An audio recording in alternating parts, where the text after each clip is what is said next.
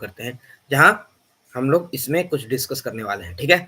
तो फिर से एक बार करते हैं। नमस्कार साथियों, एक बार फिर से आप सभी लोगों का स्वागत है हमारे यूट्यूब चैनल पर एक नए सीरीज़ जो कि है चर्चा परिचर्चा, जिसमें हम लोग पूरे विश्व में जो परिस्थिति होती है, उसमें जो भी घटना घटित होती है, उस पे क्या करते हैं, एक चर्चा करते हैं। चर्चा नहीं, परिचर्चा बोलिए, क्योंकि हम लोग डिटेल में चर्चा करते हैं। चर्चा तो सिर्फ़ ऐसे ही बस डिस्कस कर लिए तो उसको चर्चा बोलते हैं, लेकिन डिटेल में अच्छे से विश्लेषण करके क्या-क्या इसके आयाम हैं, नए-नए पहलू को समझते हैं, उसको क्या बोलते हैं, परिचर्चा बोलते हैं। तो हम लोग परिचर्चा करते हैं बेसिकली, ठीक है? तो इस परिचर्चा को शुरू करते हैं। इसका क्या है, टॉपिक जो है ट्रंप 2.0। आपको पता होगा ट्रंप की सरकार आ चुकी है। 1 महीने का लगभग-लगभग उनका कार्यकाल भी हो चुका है। 20 जनवरी को शुरुआत हुई थी, अभी 20 फरवरी खत्म हो चुका है, आज तो 22 फरवरी है, ठीक है? तो 1 महीने का कार्यकाल अब बोलिए कि इस सेशन को इतना लेट क्यों किया गया? ट्रंप 2.0 तो कब का हो चुका है। लेकिन इसको 1 महीना का समय इसलिए मैंने लिया है ताकि क्या कर सके, इस 1 महीने में उनका जो रवैया है आगे को लेकर के, अंतर्राष्ट्रीय नियम को लेकर के, संस्थानों को लेकर के, अलग-अलग देशों से व्यापार को लेकर के, ट्रेड वॉर जो एक वॉर उनके तरफ से चलता है, अक्सर अमेरिका और चीन के बीच में, आप लोग जानते होंगे। तो इन सब का थोड़ा भाव-भंगिमा हम लोग 1 महीने में परख लेते हैं और उसके बाद चिंतन करते हैं, ठीक है? अभी आए नहीं, आते के साथ ही अगर हम कुछ बोल देते तो इसका मतलब होता कि अभी पूरी तरह से उनको हम लोगों ने रीड नहीं किया, बस ऐसे ही अपना जो है, जो मन में आया वो बोल दिए, ठीक है? तो पहले से जो हमारा पूर्वाग्रह है, उस आधार पे वो कोई भी चीज़ नहीं बोलना चाहिए, क्योंकि 1 महीना अब उनका कार्यकाल हो चुका है, तो थोड़ा बहुत हमको आइडिया तो हो गया है कि नहीं?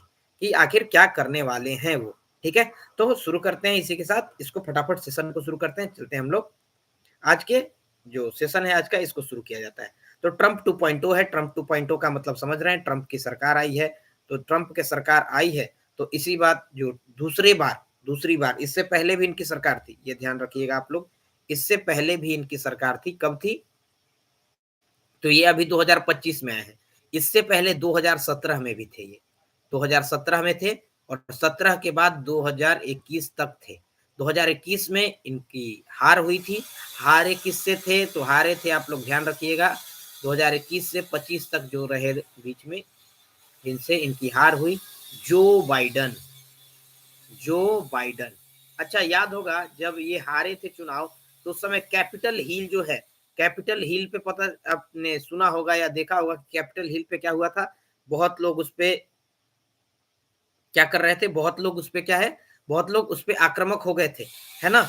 और पूरा का पूरा बहुत हमला हो गया, कंट्रोल करना पड़ा, पुलिस बुलाना पड़ा, मतलब समझिए गृह युद्ध जैसा कंडीशन हो गया। मतलब जो ट्रंप हैं, इनके एक तरह समझिए कि जो इनके समर्थक हैं, बहुत हार्ड लाइनर है, ठीक है? किसी भी हद तक गुजर जाते हैं। तो ये उनका पहला कार्यकाल था 2017 से लेके 21 तक, फिर बीच में जो बाइडेन रहे 4 साल के लिए, उसके बाद अब फिर से इनका आ चुके हैं ये हमारा जो, और मोदी जी के तो परम मित्र बोलते हैं ऐसा, लेकिन हैं ये, इनके बारे में थोड़ा-सा एक शब्द और मैं यहाँ पे ऐड ऑन करना चाहूँगा ट्रंप के बारे में, हमेशा ध्यान रखिएगा, ये हैं एक व्यवसायी। हमेशा ध्यान रखिएगा, कोई भी इनका जो भी पहल होगा उसको एक तरह से समझिएगा व्यवसाय की तरह से, और व्यवसाय में क्या चलता है, सिर्फ एक ही शब्द चलता है व्यवसाय में, वो है मुनाफा। मुनाफा के ऊपर पूरा का पूरा व्यवसाय चलता है, ठीक है? तो शुरू करते हैं अब इसी के साथ। तो संयुक्त राष्ट्र अमेरिका में जो चुनाव हुआ, चुनाव में आपको पता है पहले ही चुनाव का रिजल्ट आ चुका था, ट्रंप जीत चुके थे। शपथ ग्रहण हुआ इनका 20 जनवरी को, 20 जनवरी को इनका क्या हुआ, शपथ ग्रहण हुआ, और शपथ ग्रहण में ही इन्होंने ऐसे-ऐसे लोगों को बुलाया, जो अगर देखें हम कि इनके जो भी समर्थक थे, जो इनके शपथ ग्रहण में पहुंचे हैं, सारे के सारे लीडर्स जो हैं बहुत ही हार्ड लाइनर हैं। जितने भी लीडर्स इनके शपथ ग्रहण में पहुंचे हैं, सब क्या है, बहुत ही हार्ड लाइनर हैं, ठीक है? तो ऐसे शपथ ग्रहण हुआ, उसके बाद इनका कार्यकाल चला। आते के साथ सबसे पहला शब्द जो इन्होंने इस्तेमाल किया है वो है टैरिफ। क्या इस शब्द इस्तेमाल किया इन्होंने?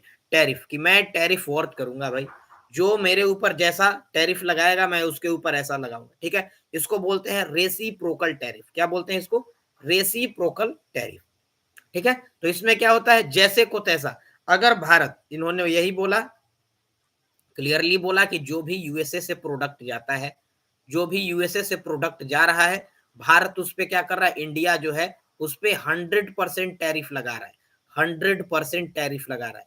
तो सिमिलरली अगर इंडिया यूएसए को कोई सामान बेचेगा तो उस पे भी 100% ही टैरिफ लगेगा। यही आपका रेसिप्रोकल टैरिफ का कॉन्सेप्ट है, ठीक है?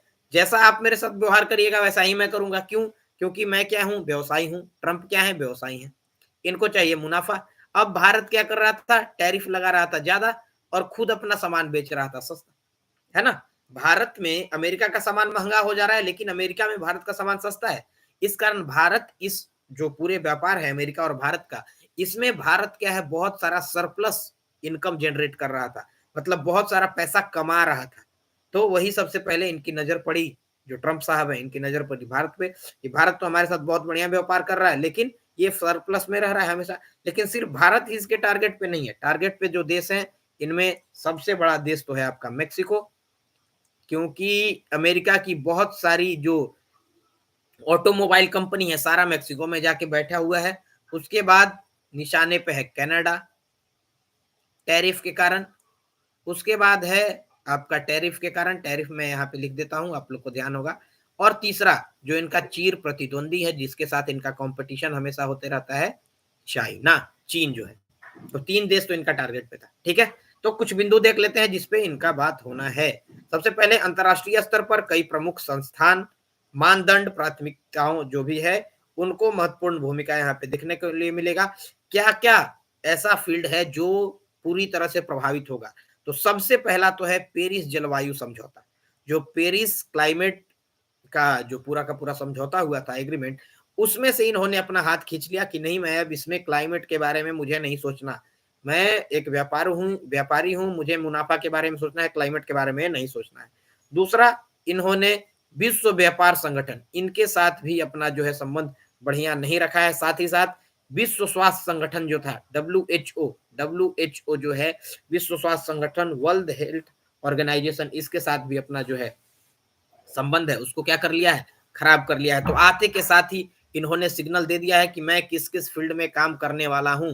एक नारा इनका हमेशा है, वही आगे इनका भी रहेगा भी। उम्मीद है कि यही नारा रहे, अमेरिका फर्स्ट, अमेरिका फर्स्ट। और ये दिखाता है कि ये घोर राष्ट्रवादी है। जैसे भारत में मोदी जी हैं, तो मोदी जी राष्ट्रवादी हैं, लेकिन ऐसा नहीं है कि इनके जितना घोर, ठीक है। ये बहुत ही हार्ड लाइनर, बहुत ही एकदम समझिए कि बहुत ही कट्टर टाइप के राष्ट्रवादी हैं। और राष्ट्रवाद यही है, जो राइट विंग का अगर कोई भी पार्टी आएगा तो वो तो राष्ट्रवादी होगा ही, ठीक है। ये बहुपक्षीय संधि के बजाय द्विपक्षीय संधि और वार्ता में विश्वास रखते हैं। ये बोल रहे हैं कि जो टेबल है, अगर इस पे मीटिंग हो तो इसमें 10 लोगों की मीटिंग ना हो, सिर्फ 1 to 1, है ना, एक बंदा इधर बैठे, एक बंदा इधर बैठे, आपस में मीटिंग हो जाए। बहुत लोगों की मीटिंग होती है तो बहुत सारा बात घूम फिर के सब क्या हो जाता है? गोलमोल हो जाता है। तो इनको क्लियर कट बात चाहिए कि क्या बात है, मेरे को बताओ, मैं अपना बात बताऊंगा। अगर राजी हैं तो ठीक है, डील करते हैं, आगे बढ़ते हैं। अगर राजी नहीं है तो फटाफट इसको क्या किया जाए? खत्म किया जाए। इसी कारण बहुत सारा अंतर्राष्ट्रीय संस्था, जैसे अभी बता चुका मैं, पेरिस क्लाइमेट जो एग्रीमेंट था उससे, जो व्यापार संगठन है उससे, स्वास्थ्य संगठन है उससे, तो बहुत सारे संस्थाओं से जिनमें बहुपक्षीय संधि होती है, बहुपक्षीय बात होती है, बहुत सारे लोग होते हैं, उससे इन्होंने फटाफट क्या किया है? अपना हाथ खींच लिया। साथ ही साथ सबसे विवादित जो इनका टर्म था, ग्रीनलैंड। ग्रीनलैंड आप लोग को पता होगा किस देश का है? डेनमार्क। डेनमार्क के अधीन रहता है, स्वायत्त क्षेत्र है, डेनमार्क के अधीन रहता है। लेकिन इन्होंने बोला है कि डेनमार्क बहुत दूर बैठा हुआ है यूरोप में, जबकि ग्रीनलैंड तो बगल में ही है, तो ग्रीनलैंड अमेरिका का होना चाहिए। इससे अब समझिए तो एक तरह से ये पूरे के पूरे यूरोपियन यूनियन को ही चैलेंज करने का, पूरे यूरोपियन यूनियन को चैलेंज करना इन्होंने शुरू कर दिया है, ठीक है। ये एक बहुत ही अच्छा संकेत नहीं है पूरे यूरोप के लिए, क्योंकि अगर अमेरिका का अगर हाथ यूरोप से खींच लिया जाएगा तो यूरोप, मुझे नहीं लगता कि उतना ज्यादा जितना स्टेबल अभी है उतना स्टेबल रह पाएगा, ठीक है। और समझते हैं साथ ही साथ पनामा नहर को इन्होंने बोला है कि पनामा नहर को अब डायरेक्टली क्या किया जाएगा? अमेरिका फिर से अपने कंट्रोल में ले लेगा। पनामा नहर क्या है? तो पनामा नहर को हम लोग समझ लेते हैं जरा। यहाँ पे एक बार मैं तस्वीर बना लूं, तो ये है आपका अमेरिका, ठीक है। ये अमेरिका यहाँ से ऐसे है, बीच में यहाँ मेक्सिको है, आपको पता होगा, यहाँ पे मेक्सिको की खाड़ी है। और फिर ये पूरा का पूरा एक, यहाँ पे मेक्सिको फ्लोरिडा की खाड़ी है। साथ ही साथ ये पूरा का पूरा नीचे की ओर जाएगा, जो कि दक्षिण जो दक्षिण अमेरिका है उससे जाकर के जुड़ेगा, ठीक है साथियों। तो इस तरह का है। अब अमेरिका के इस भाग से जो ईस्टर्न भाग है, पूर्वी भाग से अगर पश्चिमी भाग में मेरे को वेस्टर्न भाग में कोई सामान पहुंचाना है, तो इसके लिए मुझे पूरा का पूरा ये सागर घूम करके और इस रास्ते से आना पड़ता है।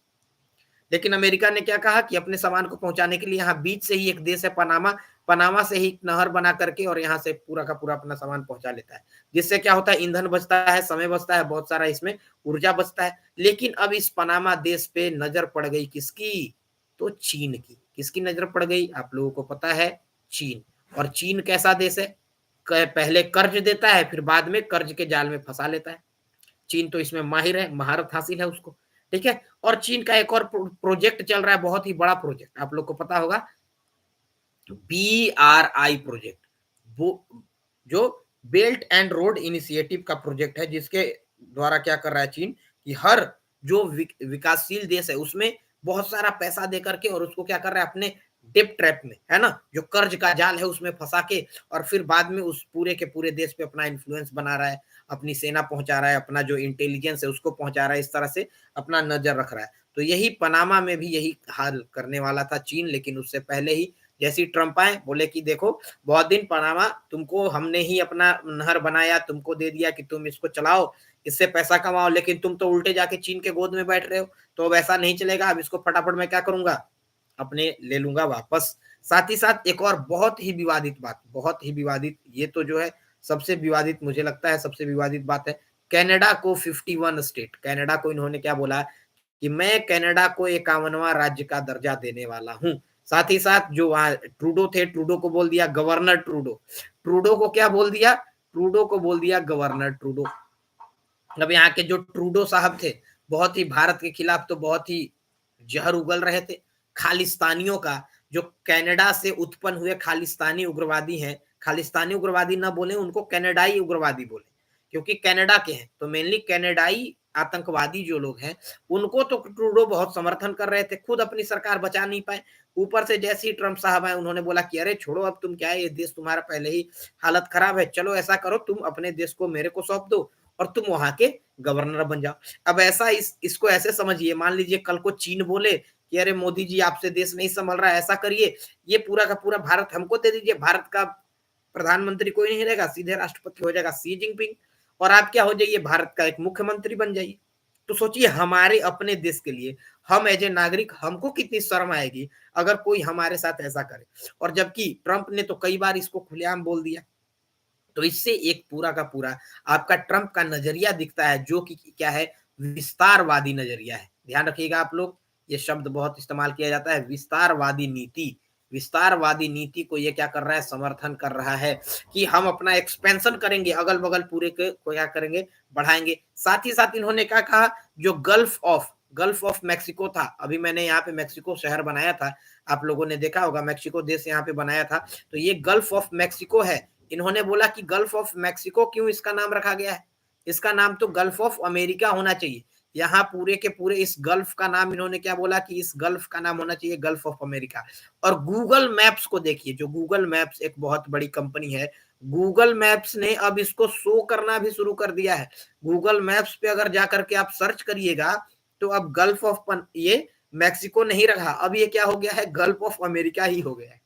ठीक है, तो ये है एक प्रभुत्व, और ये प्रभुत्व जो इशारा करता है, ये इशारा करता है विस्तारवादी नीतियों की ओर, जो कि ट्रंप के आने से एक तरह से पूरी तरह से प्रकट हो गई है उनकी जो विचार थी।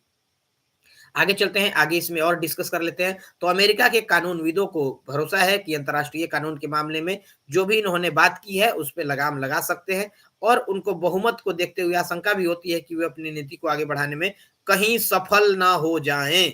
आपको पता होगा बहुत ही भारी बहुमत, तो ट्रंप जो आए हैं बहुमत से जीत करके नहीं आए हैं, भारी बहुमत से जीत करके आए हैं। और जब भारी बहुमत होता है आपका सीनेट में भी, ठीक है, एक साइड सीनेट में भी, दूसरे साइड आपका जो हाउस है उसमें भी, तो इससे क्या होगा, आप बहुत ही प्रभावशाली और बहुत ही ताकतवर बन के आइएगा। विपक्ष बहुत ही कमजोर होगा तो उसमें क्या कर सकते हैं आप, बहुत कुछ मनमानी जैसा भी कर सकते हैं।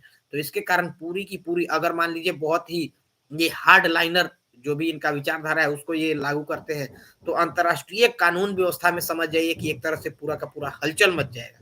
ठीक है, अंतर्राष्ट्रीय स्तर पे जो कुछ भी यहाँ पे कानून व्यवस्था है जो चला आ रहा है कई वर्षों से, उसमें क्या हो सकती है, बहुत ही बड़ा फेरबदल हो सकता है। अब ये तो हो गया ट्रंप के बारे में, लेकिन हमको ट्रंप से मतलब है, लेकिन भारत के पक्ष में मतलब है, तो भारत के बारे में हम लोग डिस्कस कर लेते हैं। ठीक है, तो दुनिया पे डाल सकती है असर। इसमें सबसे पहला देखते हैं ट्रंप का, जो भारत से रिलेटेड है उसको हम लोग देखेंगे, ठीक है। तो ये दुनिया पर असर तो डालेगी ही, साथ ही साथ भारत पर भी असर डालने वाली है। तो इसको हम लोग भारत भी कर लेते हैं, ठीक है। तो सबसे पहला जो इनका नीति है वो है पाकिस्तान, कश्मीर और बांग्लादेश पर ट्रंप की नीति क्या है। देखिए, सबसे पहले कश्मीर का बात कर ले, अपने देश से शुरू करते हैं। तो कश्मीर में पता होगा 2019 में जब 370 हटाया गया था, तो ट्रंप ने सीधे ही कहा था कि ये भारत का आंतरिक मामला है, उसमें बाहर से किसी भी देश को हस्तक्षेप नहीं करना चाहिए। ये ऐसा ही ट्रंप का कहना था कि ये उनके घर का मामला है। आपके घर में किसी भाई, किसी बहन, किसी दोस्त, किसी आपके अंकल, आंटी, किसी भी रिलेटिव के साथ कोई घटना होता है, तो इसके लिए बाहर का कोई आदमी आके आपको प्रवचन दे, आपको बोले, आपको लेक्चर दे, आपको गाली दे, किसी तरह का सुझाव दे, तो ये सही नहीं है। आप अपने परिवार में ही होना चाहिए। ऐसा किनका कहना था? ट्रंप का। इसका मतलब ट्रंप ने भारत का खुलेआम समर्थन किया इस मामले पे, क्योंकि जो सही है उसको तो समर्थन करना ही है, ठीक है। तो ये भारत के प्रति जो सकारात्मक उनका रवैया है उसको दिखाता है। साथ ही साथ पाकिस्तान, हमारा पड़ोसी पाकिस्तान भी है बदकिस्मती से, और पाकिस्तान से जुड़ा हुआ शब्द पाकिस्तान बोले या आतंकवाद का गढ़ बोले, देखिए आतंकवाद की फैक्ट्री है मेनली है पाकिस्तान, क्या आतंकवाद का फैक्ट्री है। तो उन्होंने सीधे बोला कि देखो पाकिस्तान, इतना दिन तुमने आतंकवाद आतंकवाद खेला, अगर और भी आगे खेलोगे तो समझ जाओ कि मेरे लिए तो तुम्हारा कोई भी अस्तित्व नहीं रहेगा। उन्होंने पाकिस्तान के लिए बहुत ही बड़ा एकदम कड़ा रुख, समझिए कि एकदम ही कड़ा रुख अपनाया है। और देखिए, अगर पाकिस्तान के साथ अमेरिका का कड़ा रुख होगा, पाकिस्तान और यूएसए में कड़ा रुख होगा, यहाँ पे तलवार खड़क जाएगी, यहाँ पे युद्ध चलने लगेगा। युद्ध तो मतलब मारा-पीटी वाला युद्ध नहीं, सीधा युद्ध नहीं, लेकिन दोनों के विचारधारा में अगर मनमुटाव होगा, मतभेद होगा, तो इसका फायदा किसको होना है? इसका फायदा वस्तुतः पूरी तरह से किसको होगा? भारत को होगा। साथ ही साथ बांग्लादेश में आपको पता होगा हाल ही में जो यूनुस आए, तो इससे पहले जब वहां पे सारा का सारा गृह युद्ध चला, जो कि पूरी तरह से फंडेड था, आपको पता होगा यूएस एड के द्वारा, जो यूएस एड था, तो यूएस एड के द्वारा पूरी तरह से ये फंडेड था। जो जो जॉर्ज सोरोस जो है, जो वहां के जॉर्ज सोरोस हैं, बहुत बड़े रईस, बिलियनियर हैं, ठीक है, खरबपति हैं, वो क्या करते हैं, हर साल $1 बिलियन भेज देते हैं भारत में। भारत में रहने वाले, जो भारत के अंदर रहने वाले विभीषण लोग हैं, भारत के अंदर रहने वाले जो विभीषण लोग हैं, ठीक है, जो क्या करते हैं, जिस थाली में खाते हैं उसी में छेद करते हैं, ऐसे लोगों के अकाउंट में $1 बिलियन, मतलब लगभग लगभग 84-85-100 करोड़ रुपया भेज दिया जाता है। और वो क्या करते हैं, भारत में ही क्या करते हैं, एक दूसरे को लड़ाते हैं। इनको इनसे लड़ाएंगे, जाति के नाम पे लड़ाएंगे, धर्म के नाम पे लड़ाएंगे, नए नए मुद्दा लाएंगे, ठीक है, इस तरह से डिस्टर्ब करते हैं। और यही फंड जो है सीधे गया है बांग्लादेश। बांग्लादेश में भारत की समर्थन, भारत से समर्थन था उनका, उनका सरकार था, ठीक है, लेकिन उनके सरकार को उखाड़ करके फेंक दिया गया, ठीक है। जो उनके सरकार को उखाड़ा फेंका, कहा कि हटो, अब कोई सरकार नहीं रहेगा, ये सरकार जो है ये क्या है, पूरी तरह से ये आपका बोलिए तो एक तरह से डिक्टेटरशिप है, तानाशाही सरकार चल रहा था, ठीक है, शेख हसीना का। लेकिन शेख हसीना तो क्या है, भारत के साथ बढ़िया संबंध रख रही थी। उनको हटाया गया, यूनुस को लाया गया, और वहां पे हिंदुओं पे जो जुल्म हुए हैं साथियों, आप सोच भी नहीं सकते कितना बेरहमी से हिंदुओं को मारा गया, काटा गया, मंदिरों को नष्ट किया गया, उनके जो घर हैं उनको उड़ाया गया, उनके साथ जो बच्चे हैं, बूढ़े हैं, किसी के बारे में कोई ख्याल नहीं रखा गया।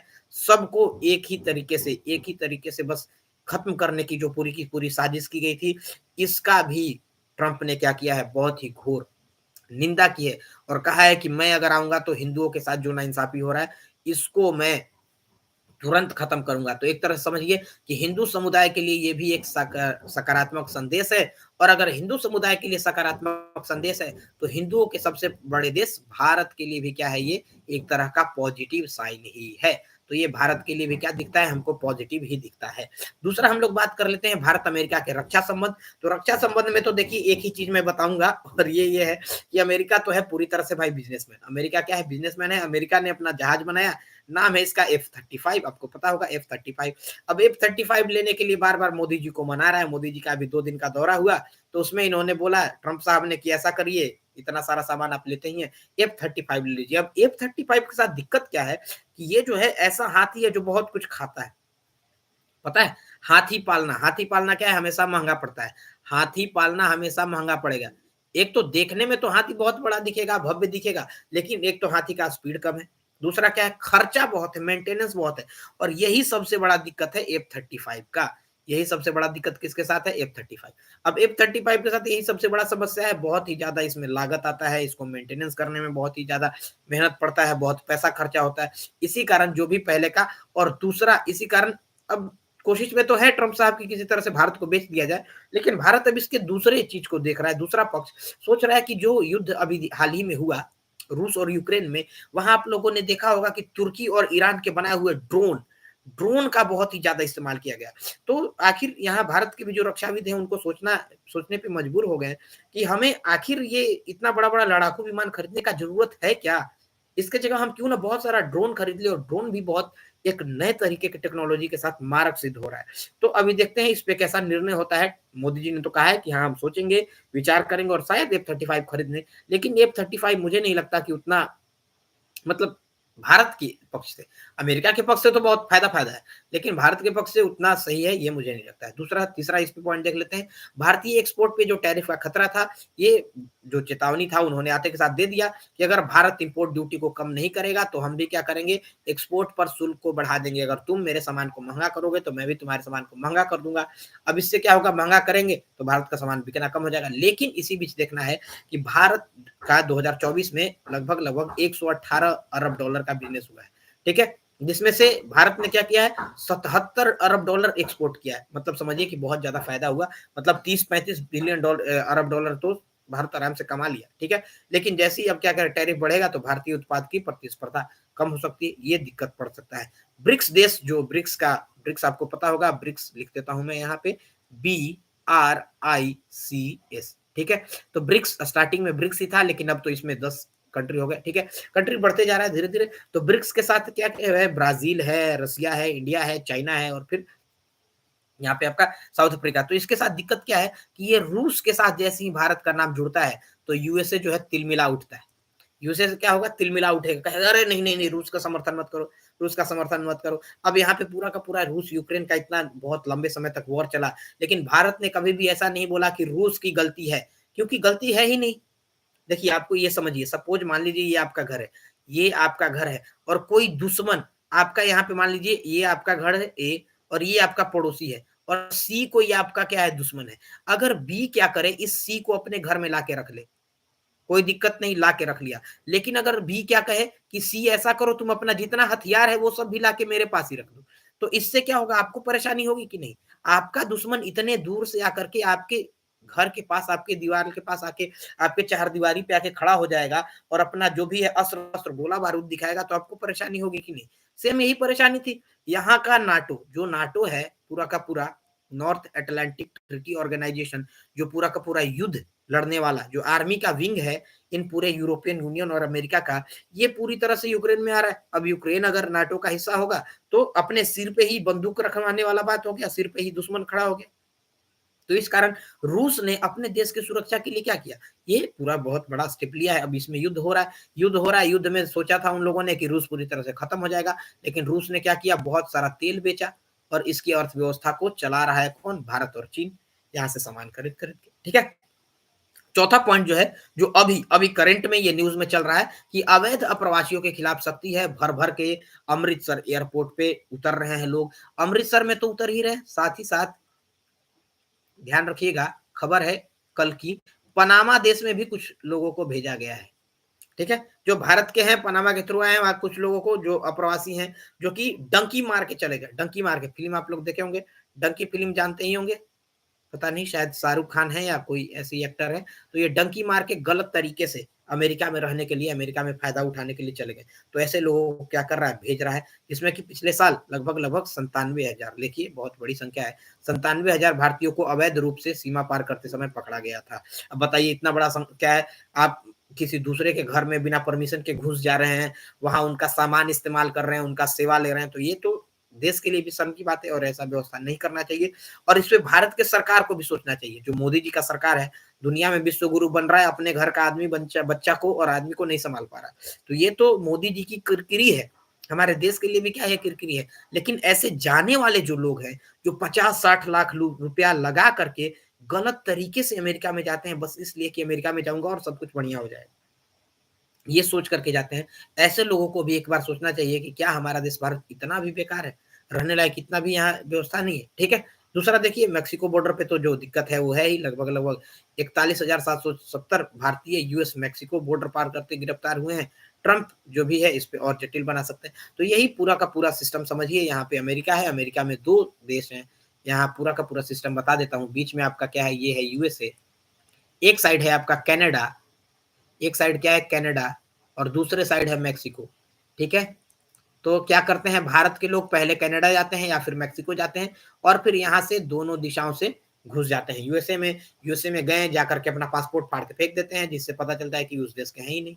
जब पासपोर्ट ही नहीं तो कोई देश उनको वापस लेगा कैसे? भारत का पासपोर्ट रहेगा तभी तो पता रहेगा कि हाँ भारत के नागरिक हैं आप, ठीक है? फाड़ फूड़ के फेंक दिए, किसी तरह से कुछ दिन में कुछ क्राइम कर दिए या किसी तरह से कहीं पे अवैध तरीके से रहते हुए पाए गए, जेल में डाल दिया गया। जेल में कुछ दिन तक रहे, 6 महीना साल भर, तब तक मानवाधिकार डिपार्टमेंट आ गया, ह्यूमन राइट्स आ गया कि अरे अरे इसको कुछ गलती नहीं किया, इसको क्या कर रहे हो तुम लोग, जेल में रख रहे हो। अब ये बाहर निकल गया, धीरे धीरे कुछ 1 कार्ड बनाया, 2 कार्ड बनाया, 3 कार्ड बनाया, धीरे धीरे ग्रीन कार्ड मिल गया, वहीं का नागरिक हो गया, वहां का सेवा का उपभोग करने लगा। इससे क्या होगा, देश का जो अर्थव्यवस्था है, देश की जो भी संसाधन है, उसका उपयोग बाहर का लोग कर रहा है। भारत में ये बहुत बड़ी समस्या है। भारत को तो इसके बारे में भी सोचना चाहिए कि भारत में खुद रोहिंग्या लोग, भारत अपने बारे में भी नहीं सोच रहा है। रोहिंग्या मुसलमानों का पूरा टीम भारत में घुस गया है। बांग्लादेशी घुसपैठी जो है, जो बांग्लादेशी अभी हिंदुओं के साथ बहुत सारा अत्याचार कर रहे हैं, ये बांग्लादेशी घुसपैठी ये कुछ पार्टियों के द्वारा जो है फंडेड, और कुछ पार्टियों को अपना वोट बैंक बनाने के लिए, वोट बढ़ाने के लिए इन लोगों को क्या है यहाँ पे नागरिकता दे दी जा रही है। इसके बारे में भी सोचना चाहिए, इनको भी यहाँ से भगाना चाहिए। भारत के पास खुद इतना बड़ा जनसंख्या है और इतना बड़ा जनसंख्या का पेट पालने का जिम्मेवारी है। बाहर से लोग आएंगे तो जब अपने घर का आदमी को नहीं पाल पाएंगे तो बाहर से कहाँ पाल पाएंगे, ठीक है? तो ये भी सोचना चाहिए।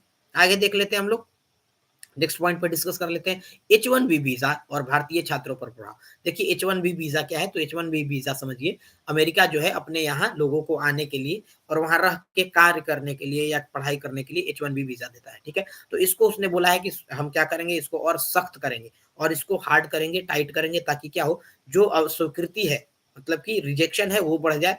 बहुत कम लोग इंटर कर पाए देश में, ठीक है? और जब कम लोग इंटर कर पाएंगे तो उन लोगों में बहुत बड़ी संख्या है भारतीय छात्रों की। बहुत सारे भारतीय छात्र जो है अमेरिका जाते हैं पढ़ने के लिए, जॉब करने के लिए। बहुत आईटी डिपार्टमेंट में, टेक्नोलॉजी डिपार्टमेंट, बहुत सारे इंडियंस लोग हैं। इंडियंस लोग, भले ही इंडियंस लोग वहाँ के सबसे नोबेल सिटीजन माने जाते हैं, सबसे बेहतरीन शिक्षक और सबसे बेहतरीन लोग, वहाँ के अमेरिकी लोगों से ज्यादा उनका इनकम है, वहाँ से बढ़िया लाइफ स्टाइल है। इसके बावजूद भी जब पूरे देश के लिए, हर किसी के लिए अगर नियम बनाना पड़ेगा तो उसका खामियाजा तो भारत के लोगों को भी अब भुगतना ही पड़ेगा, ठीक है? उसके बाद सख्त रवैया इनका है अप्रवास पर, ये हमने डिस्कस कर लिया है। साथ ही साथ दूसरे कार्यकाल के बारे में थोड़ा सा और इसमें देख लेते हैं। तो अमेरिका, भारत अमेरिका का जो संबंध है, नया आयाम दिया जा सकता है। सबसे पहला चीज ध्यान रखिएगा डिफेंस पे, पहला चीज ध्यान रखिएगा डिफेंस। डिफेंस सेक्टर में हो सके भारत और अमेरिका जो है आगे बढ़ चढ़ के भाग ले, और बहुत सारा मिशन आप लोग को पता होगा संयुक्त, यहाँ पे एक दूसरे के साथ ट्रेनिंग हो रही है, टेक्नोलॉजी ट्रांसफर की भी बात चल रही है। फ्रांस ने भी बोला है कि इस पूरे के पूरे टेक्नोलॉजी ट्रांसफर पे हम चर्चा कर रहे हैं। शायद जो पूरा का पूरा लड़ाकू विमान बनाने का सिस्टम है वो सब भारत में आ जाए, भारत में बनने लगे, स्वदेशी हो जाए, मेड इन इंडिया हो जाए, बहुत बढ़िया हो जाएगा, ठीक है? दूसरा जो एक पक्ष है इंडो पैसिफिक। इंडो पैसिफिक में देखिए, इंडो पैसिफिक में पहले भारत का उतना झुकाव नहीं था, लेकिन जब से भारत एक ग्लोबल पावर की तरह उभरना शुरू किया है, तब से भारत ने सोचा कि पूरे दुनिया में हमारा पकड़ होना चाहिए। और इस कारण इंडो पैसिफिक मतलब क्या है कि इंडियन ओशियन और पैसिफिक ओशियन, इन दोनों का जोड़ने का जो रीजन है, पूरा का पूरा रीजन, अगर सपोज यहाँ मैप पे मैं दिखाऊं तो ये आपका भारत हो गया, ठीक है? भारत के बगल में ये पूरा का पूरा यहाँ हो गया बांग्लादेश, बे ऑफ बंगाल है ये, और यहाँ से म्यांमार, कंबोडिया, थाईलैंड होते हुए नीचे उतरे तो इधर मलेशिया, सिंगापुर, और ये पूरा इंडोनेशिया, और ये है प्रशांत महासागर, इस साइड जाएगा दक्षिण चीन सागर के नीचे से प्रशांत महासागर।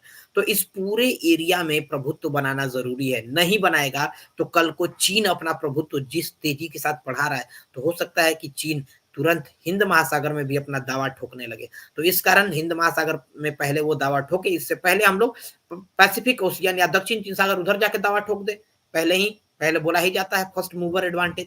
तो पहले जाकर ये हम लोग भी दावा ठोक देंगे, वहां के बाजार में हम लोग अपना घुसपैठ कर देंगे, पूरा बाजार में अपना सामान डालेंगे, बहुत सारा अपना सामान बेचेंगे, तो बाजार पे भी क्या होगा, हमारा प्रभुत्व होगा। और साथ ही साथ जो चीन का डोमिनेंस दुनिया में बढ़ रहा है, उसको भी हम लोग कंट्रोल कर पाएँगे। नहीं तो अगर चीन का डोमिनेंस बढ़ गया, पाकिस्तान दुश्मन है ही, बांग्लादेश में देख ही रहे हैं कैसा अभी स्थिति है। नेपाल के साथ हालात बिगड़ रहे हैं, आपको पता होगा अभी KIIT इस तरह का जो इंस्टीट्यूट था, यहाँ पे नेपाली लड़की के साथ एक बहुत ही शर्मसार घटना हुई और उसके बाद नेपालियों के खिलाफ पता नहीं कितना आक्रोश लोगों में पैसे पता नहीं कैसे आ गया और इस तरह का व्यवहार कर रहे हैं, जिससे क्या हो रहा है कि आप समझिए कि नेपाल के साथ भी हमारे रिश्ते बिगड़ रहे हैं। तो अगर हम लोग अपने देश के नागरिक ही अपने देश के बारे में नहीं सोचेंगे, अपने पड़ोसी हर किसी से अपना जो व्यवहार है उसको खराब करके रखेंगे, बिगाड़ के रखेंगे, तो फिर हमारे लिए बहुत बड़ा संकट आने वाला है क्योंकि बहुत सारे दुश्मनों की नज़र हमारे ऊपर है। हर ऊपर उठते हुए आदमी का टांग खींचने के लिए हज़ारों लोग रहते हैं। तो इस चीज़ को हमको सोचना चाहिए और भी अलग-अलग जो नीति है ट्रंप का,